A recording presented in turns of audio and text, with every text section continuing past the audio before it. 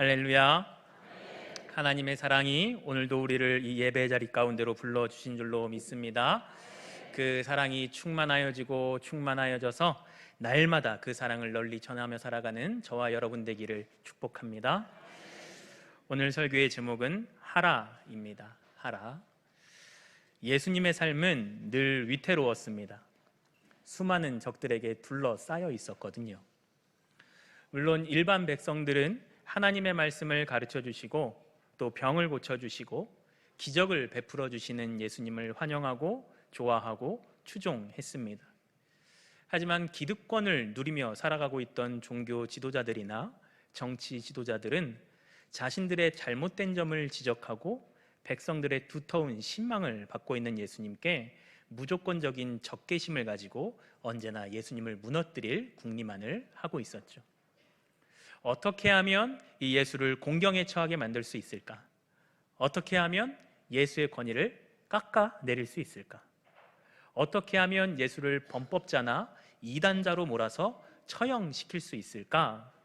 많은 대적자들이 이런 생각으로 꼬투리를 잡기 위해서 예수님의 언행을 예의주시하고 예수님께 대답하기 매우 곤란한 질문을 하곤 했습니다.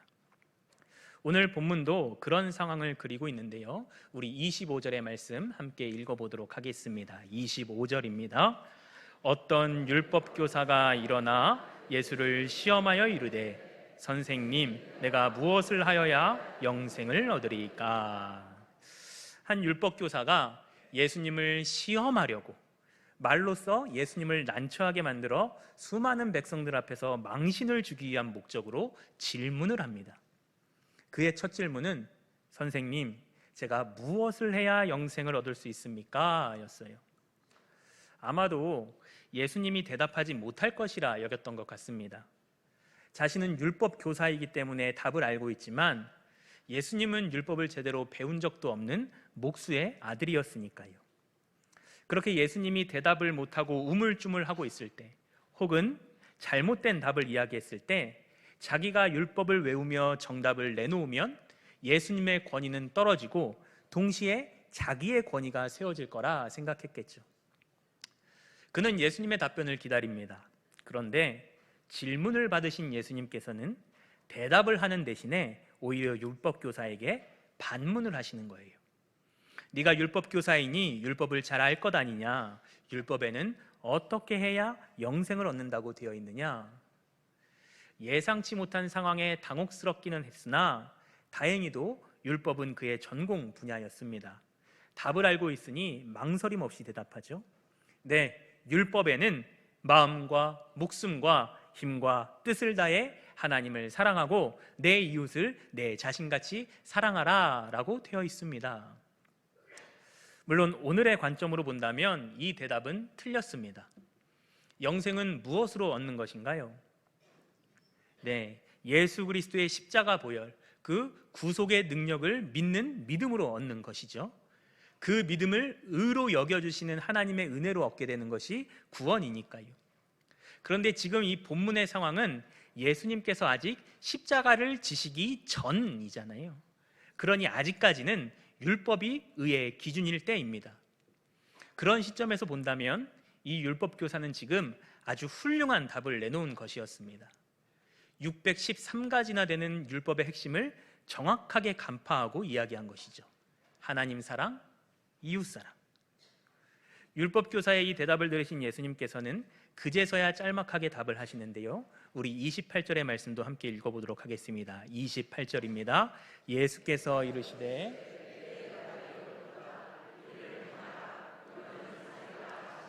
아멘. 그래, 너의 대답이 옳다. 그것을 행하라 말씀하십니다. 예수님을 시험하기 위해서 호기롭게 질문을 했는데 예수님이 난처해 하시기는커녕 율법교사 스스로 대답을 하게 만들어 버리시니 오히려 이 율법교사가 시험을 당하고 있는 것처럼 꼴이 우스워졌습니다. 자존심상 그대로 물러날 수는 없으니 바로 이어서 두 번째 질문을 던집니다. 예수님, 저도 그렇게 하면 되는 것은 알고는 있습니다. 그런데요, 제가 이웃을 사랑하려면 누가 나의 이웃인지부터 분명하게 알아야 하지 않겠습니까? 대체 누가 나의 이웃입니까? 묻죠.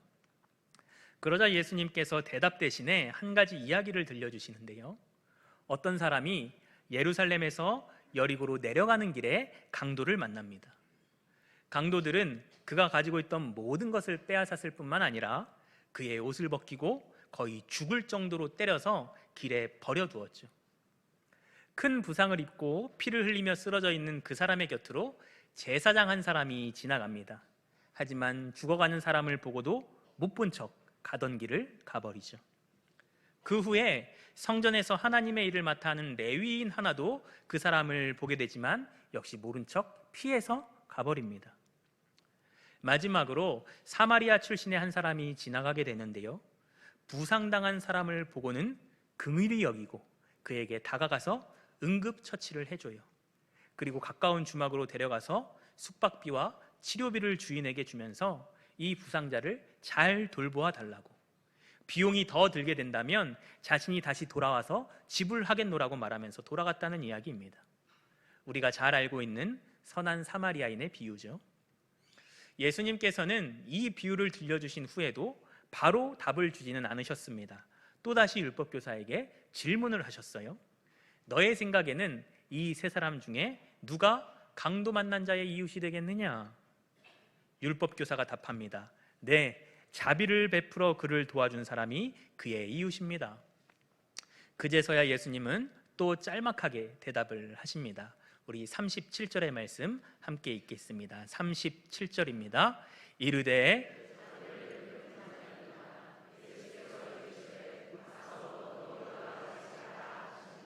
아멘. 가라. 그리고 너도 이와 같이 행하라. 예수님의 이 말씀으로 본문이 마무리되는데요. 이 대화를 가만히 보면 무언가 조금 이상합니다. 뭐가 이상하죠? 질문을 하는 사람은 율법교사이고 그 질문을 받았으니 대답을 해야 하는 건 예수님인데 질문도 대답도 모두 율법교사가 하고 있습니다. 그는 어떻게 해야 영생을 얻겠습니까? 질문을 하고서 하나님을 사랑하고 이웃을 사랑하라 했습니다. 답도 냅니다. 또 누가 내 이웃입니까? 질문하고서 자비를 베푼 사람이 이웃입니다 라고 답을 하죠. 반면에 예수님께서 하신 말씀은 질문의 내용과는 사실 별 상관이 없는 것들이었습니다. 율법교사가 영생에 대해 물을 때는 너의 대답이 옳도다, 이를 행하라 말씀하셨고, 누가 나의 이웃이냐는 질문에는 가서 너도 이와 같이 하라 말씀하셨으니까요. 질문에 알맞는 대답도 아니었죠. 내 대답이 옳도다, 이를 행하라, 가서 너도 이와 같이 하라. 그런데 예수님의 이 두 번에 걸친 대답 속에 공통적으로 등장하는 단어가 있습니다. 뭔가요? 오늘 설교의 제목이기도 합니다. 네, 하라, 하라입니다. 예수님은 율법교사가 모르고 있던 뭔가 특별하거나 비밀스러운 대답을 주지 않으셨습니다. 이렇게 하고 저렇게 하면 영생을 얻게 될 것이다 라든가, 이런 사람 저런 사람이 너의 이웃이다 라는 구체적인 대답을 주지도 않으셨죠. 대신에 모든 질문에 율법교사 스스로 답을 내게 하시고 그 후에 한마디만을 덧붙이실 뿐이었습니다. 하라. 무슨 의미일까요? 이 율법교사는 이미 다 알고 있었거든요. 질문을 했던 자기 자신의 입으로 답을 말하고 있잖아요. 어떻게 해야 하는지, 무엇을 해야 하는지 이미 알고 있었다는 거예요. 그러나 알고만 있는 것이 그의 문제였습니다. 무엇을 해야 하는지, 어떻게 해야 하는지 알고는 있지만 알고 있는 그것을 행하지 못했고, 알고 있는 그것을 그의 삶에 적용하지는 못했어요. 알고 있는 것을 행할 마음도 없었고, 용기도 없었고, 의지도 없었고, 시도도 없었던 것이죠. 그런 율법교사를 향해서 예수님께서는 이제 아는 것은 되었다. 너는 이미 넘치도록 충분히 알고 있으니 이제는 알고 있는 그것을 행하라 말씀하십니다.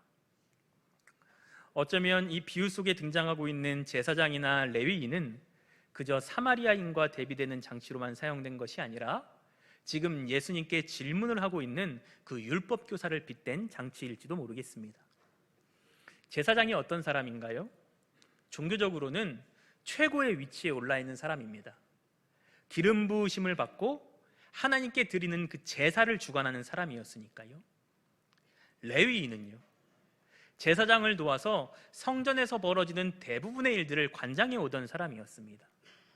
두 사람 모두 하나님의 일을 하고 있었던, 오직 그 일만을 위해서 특별하게 구분되어 있었던 사람이란 말이죠.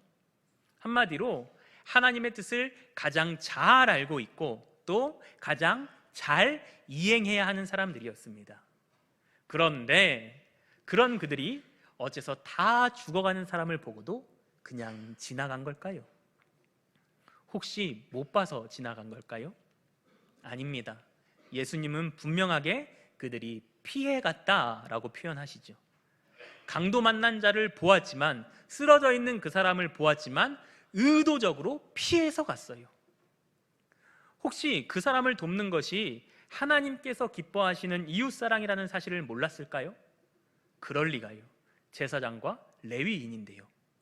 충분히 알고도 남았습니다. 다만 아는 것을 하지 않았을 뿐이었죠.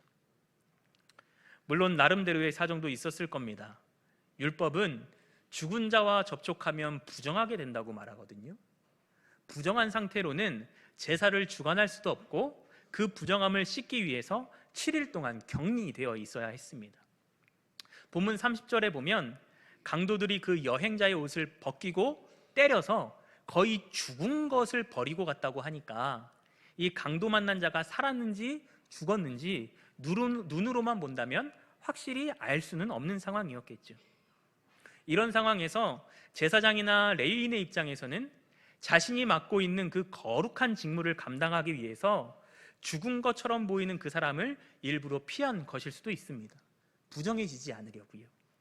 아니면 단순히 끔찍한 범죄 현장을 보고서 자신도 해를 입지는 않을까 겁을 먹은 것일 수도 있겠고, 강력 사건에 피곤하게 엮일지도 모르니 얼른 피해서 도망간 것일 수도 있겠죠. 뭐 이유야 어찌되었든 결과적으로 그들은 하나님의 뜻을 가장 잘 알고 있는 사람이면서도 동시에 하나님의 뜻을 행하지 않은 사람이었습니다. 율법교사 역시 마찬가지죠. 직업이 율법교사였으니 하나님의 법인 율법에 대해서는 모르는 것이 없었을 겁니다. 예수님의 질문에 정확하게 대답을 할 만큼 그는 많은 성경적인 지식을 가지고 있었어요. 그래서인지 그는 질문에 대한 답을 내리고 논쟁을 하고 이론적으로 정리하기를 원했습니다. 영생을 얻으려면 이렇게 해야 한다. 내 이웃은 이런 사람들이다. 그렇게 알기만 하면 된다. 그렇게 가르치기만 하면 된다. 틀린 것은 지적하고 바른 답을 제시하면 된다는 것이 그의 생각이었습니다.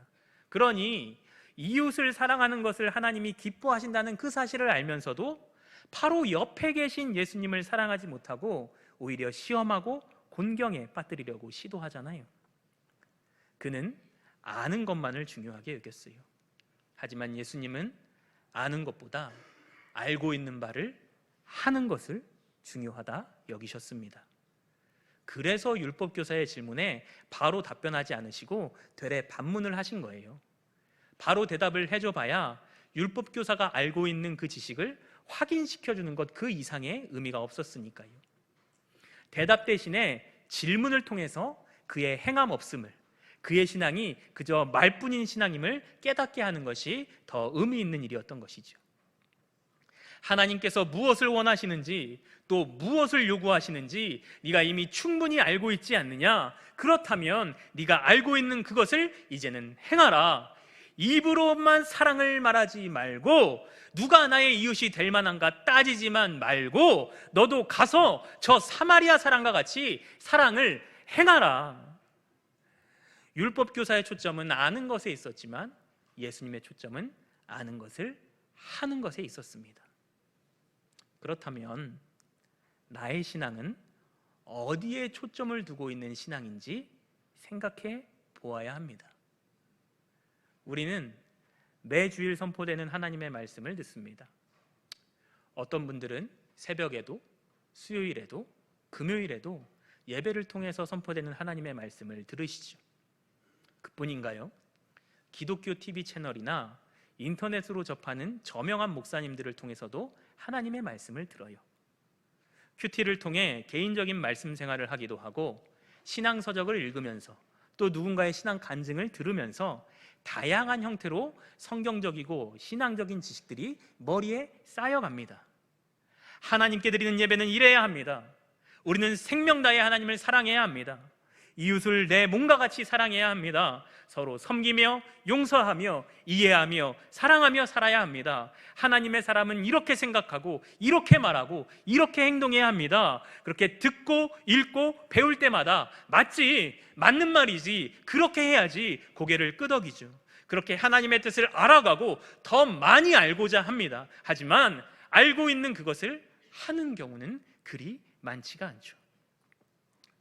신앙생활은 아는 것으로 끝나는 게 아니라 하는 것으로 이어져야 하는데, 성경의 지식을 그저 내가 알고만 있으면 마치 내가 그것을 행하고 있는 사람인 양 착각하곤 합니다. 단지 알고만 있을 뿐인데 말이죠. 아직 하지는 않았는데 말이죠. 오늘의 본문도 우리는 익히 알고 있습니다. 이 본문의 말씀과 이 비유를 오늘 처음 들어보신 분 계신가요? 세 가족을 제외한다면 아마도 없으실 거라 생각합니다. 교회 학교 시절 때부터 수도 없이 들어온 말씀일 겁니다. 이 본문 말미에 예수님께서 하신 결론적인 말씀 역시도 우리는 다 알고 있죠. 가서 너도 이와 같이 하라. 하지만 지금껏 이와 같이 하지 않았을 때가 너무나도 많지 않았나요? 그러면서도 이웃을 사랑하라는 하나님의 말씀 앞에서 전혀 부끄러움을 느끼지 않고 전혀 아픔을 느끼지 않고 여전히 제사장이나 레위인처럼 내 갈 길만을 바삐 걸어가며 나는 그럴 수밖에 없는 사정이 있었노라고 핑계를 대며 나는 알고 있으니 그래도 괜찮다라고 안심하면서 자비를 베풀어야 할 사람들을 보고서도 일부러 피해서 지나쳤던 때가 많았던 것이 사실입니다. 그것뿐인가요? 서로 사랑해야 함을 알지만 사랑보다는 오히려 미워할 때가 더 많았습니다. 용서해야 함을 알고는 있지만 용서보다는 다툴 때가 더 많았죠. 섬겨야 함을 알지만 오히려 섬김을 받으려 할 때가 많았고, 인내해야 한다는 것을 알지만 인내보다는 분노할 때가 많았어요. 겸손해야 함을 알면서도 교만을 즐기며 살아갈 때가 많이 있었고, 죄악을 힘써 물리쳐야 함을 알지만 죄악과 버타며 살아갈 때가 많았죠. 하늘 소망을 품고 살아야 함을 알고 있으면서도 여전히 나는 오늘도 세상에 욕심을 품고 살아갑니다. 그렇게 아는 것을 함으로써 주의 뜻을 이루려 하기보다는 내가 알고 있는 그 성경의 지식으로 나 스스로를 높이거나 내 주변의 사람들을 정죄하고 판단하고 비난하며 상처 입혀왔습니다. 마치 하나님의 그 귀한 말씀을 정죄와 비판과 시험의 도구로 사용했던 이 율법교사처럼 말이죠. 너는 어째서 그 정도밖에 하지 못하느냐? 너는 하나님의 말씀도 알지 못하느냐? 하나님은 사랑하라 말씀하셨는데 왜 너는 사랑하지 못하느냐? 그러고도 네가 하나님의 자녀라고 말할 수 있느냐? 하지만 그렇게 말하고 있는 이 사람 역시도 사랑하고 있지 않기는 마찬가지입니다. 사랑한다면 그렇게 정죄하며 비난만 하지는 않을 테니까요. 하나님의 계명을 알기만 할 뿐 행하지 않는 사람의 모습입니다. 혹 나의 모습인 건 아닐까요? 아는 것은 많은데 하는 것은 많지 않은 우리의 모습이 본문 속 율법교사의 모습과 그리 다르지 않습니다. 성경을 알아요. 뜻도 알아요. 하나님 사랑, 이웃 사랑 잘 알아요. 하지만 여리고기를 가다가 강도 만난 자를 보고서는 얼른 피해서 갔던 그 비유 속 제사장과 레인의 이 모습이 나의 모습과 그리 다르지 않죠. 오늘날 이 땅의 교회와 성도들이 세상으로부터 비난받는 지점 역시 바로 이 지점이잖아요. 아는 것은 많은데 아는 것을 하지는 않는 모습, 아는 것을 말하며 큰 소리로 외치기는 하는데 정작 아는 것을 행하지는 않는 모습, 이것이 외면하고 싶지만 부정할 수 없는 우리의 현실입니다. 그런데요, 이 와중에 다행스러운 사실이 하나 있어요. 뭔지 아시나요? 역설적이게도 여전히 우리에게는 아는 것이 많이 있다는 사실입니다. 성경을 통해 주신 하나님의 수많은 가르침들, 감사하라, 경배하라, 사랑하라, 용서하라, 인내하라, 순종하라, 희생하라, 헌신하라, 겸손하라, 충성하라, 나누어라, 섬겨라. 여전히 우리는 본문의 율법교사처럼 아는 것이 많이 있어요. 하나님의 뜻을 아예 알지 못하면 행할 수도 없겠지만 그래도 아는 것은 많이 있으니 당장 오늘부터라도 할 수 있는 것들이 있다는 사실, 앞으로의 삶을 살아가면서 그 아는 것들을 하나 둘씩 행해 나갈 기회가 우리에게 주어져 있다는 그 사실, 그것이 다행스러운 사실입니다. 물론 처음부터 예수님의 모든 가르침들을 다 행하면서 살 수는 없겠죠. 때로는 알면서도 하지 못하는 경우들도 있을 수 있어요. 현실적인 어려움도 있을 수 있고 나의 인간적인 연약함도 있을 수 있으니까요. 삶의 여건과 환경이 그렇게 만만하고 단순하지만은 않으니까요. 아는 것을 한다는 게 말처럼 그리 쉽지만은 않은 일이니까요. 그런 것들을 부정하는 게 아니에요. 하지만 처음부터 완벽할 필요가 있나요? 한 번에 성경의 모든 가르침을 다 행할 필요가 있나요? 그럴 수도 없지만 그럴 필요도 없습니다. 저 역시도 아는 것을 하지 못할 때가 많이 있거든요. 목사라는 직분을 가지고 성경을 연구하며 하나님의 말씀을 이렇게 가르치는 자리에 있지만 내가 이러면 안 되는 거였는데 후회하는 일들도 있고요. 내가 왜 그때 그 말씀대로 하지 못했을까 자책하게 될 때도 있어요.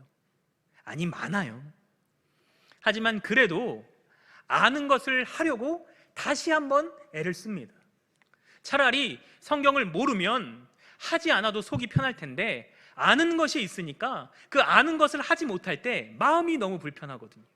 그래서 모든 것을 할 수는 없다 하더라도 10개라도 5개라도 단 한 가지라도 하려고 하는 거예요. 오늘 내가 이것을 하지 못했다고 한다면 그래도 내일은 해보려고 하는 거예요.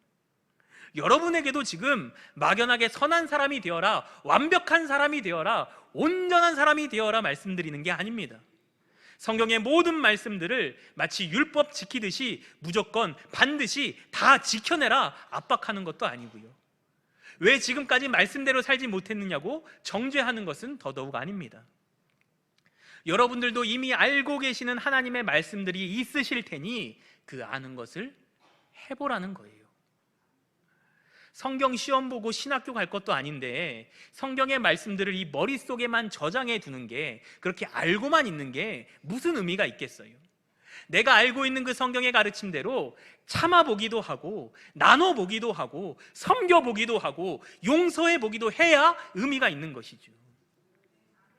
이 비유 속 사마리아인에게 우리가 감동하는 이유도 그가 아무나 할 수 없는 대단한 일을 했기 때문이 아니잖아요. 자기 목숨을 바쳐서 그 사람들을 구해낸 것도 아니고요, 자기의 전 재산을 털어서 그 사람의 치료를 위해 쓴 것도 아니고요, 그 부상당해서 이제는 불구로 살아가게 될지 모르는 그 강도 만난 자의 여생을 책임져 준 것도 아니었어요.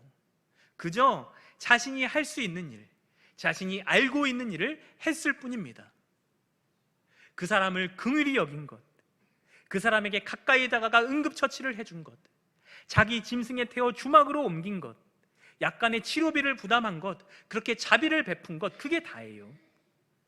그는 그것으로 자신이 알고 있는 하나님의 뜻을 행했고 그것으로 어려움에 처한 사람의 이웃이 되어 주었습니다.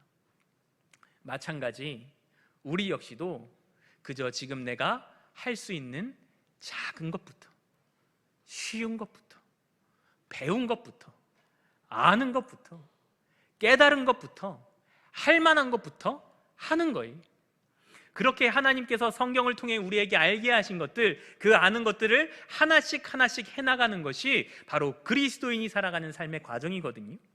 그 작은 것 하나로 시작해서 하나씩 하나씩 내 아는 것들을 해나가다 보면 성장하게 되는 것이고, 그것을 통해 하루하루 조금씩 조금씩 구원받은 사람답게, 하나님의 자녀답게, 예수 그리스도의 제자답게 성숙한 그리스도인이 되어가는 것이죠. 그래서 작은 것이라도 아는 것을 하는 게 중요한 것이고요. 오늘 이 비유를 통해서 예수님께서 전해주시고자 하시는 말씀은 단순히 편견과 차별의 벽을 허물어서 사랑할 이웃의 범위를 넓혀라. 자비를 베풀어주는 이웃이 되어라. 어려움에 처한 사람을 외면하지 말아라. 착하고 선하게 살아라 처럼 지엽적이지 않습니다. 그 이웃사랑을 포함해서, 그 자비를 베푸는 것을 포함해서, 이웃이 되어주는 것도 포함해서 네가 아는 것을 하는 자가 되라는 거예요. 이 머리로만 아는 신앙생활이 아니라 손과 발로 하는 신앙생활이 되라는 것이죠. 생각과 관념 속에서만 갇혀있는 신앙이 아니라 삶의 현장 속에서 분명하게 드러나는 펄떡펄떡 살아있는 신앙이어야 함을 이야기하는 겁니다. 형제 자매를 정죄하고 비난하고 판단하기 위한 지식이 아니라 나의 삶을 변화시키고 나를 쳐서 복종시키는 그러한 지식이어야 한다라는 거예요. 네가 알고 있는 그것으로 하나님의 뜻이 너의 삶과 이 땅 가운데 이루어지도록 하라는 거예요. 중요한 것은 많은 것을 아는 것이 아니라 작은 것이라도 하는 것이니까요.